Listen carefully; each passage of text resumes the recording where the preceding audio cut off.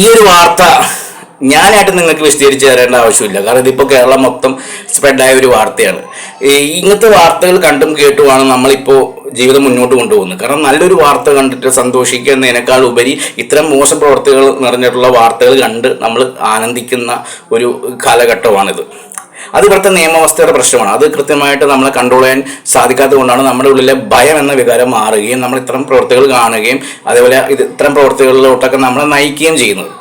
മനസ്സിലാവും. ഈ കഴിഞ്ഞ ആഴ്ച മുമ്പ് വരെ നമ്മൾ ഇതേപോലത്തെ ഒരു ഇൻസിഡൻറ്റ് സംഭവിച്ച ഒരു പെൺകുട്ടി, ഒരു വൈറലാകാൻ ഇതേപോലെ വീഡിയോ ക്രിയേറ്റ് ചെയ്ത ഒരു പെൺകുട്ടീനെ വിമർശിച്ച ആൾക്കാരാണ് ഇപ്പോൾ അടുത്തൊരു സംഭവം. അതായത് ഒരാഴ്ചത്തെ ഗ്യാപ്പേ ഉള്ളൂ. അതിന് മുമ്പ് തന്നെ ഇങ്ങനത്തെ വിഷയങ്ങൾ ഇങ്ങനെ വന്നുകൊണ്ടിരിക്കുക. ഇത് മാത്രമല്ല, ഇതേപോലെ തന്നെ ഒരേ വിഷയം പോലെ ഒരേ സംഭവം പോലെ തന്നെ ഇങ്ങനെ അടുപ്പിച്ച് വരുമ്പോഴും നമ്മൾ ഇനിയും അത് സംഭവിക്കില്ല എന്ന രീതിയിൽ പറഞ്ഞു പോയി ഇങ്ങനെ പറഞ്ഞുകൊണ്ടിരിക്കുകയാണ്. അത് തുടർച്ചയായിട്ടുള്ള ഒരു കഥയായിട്ട് മാറിക്കൊണ്ടിരിക്കുകയാണ്.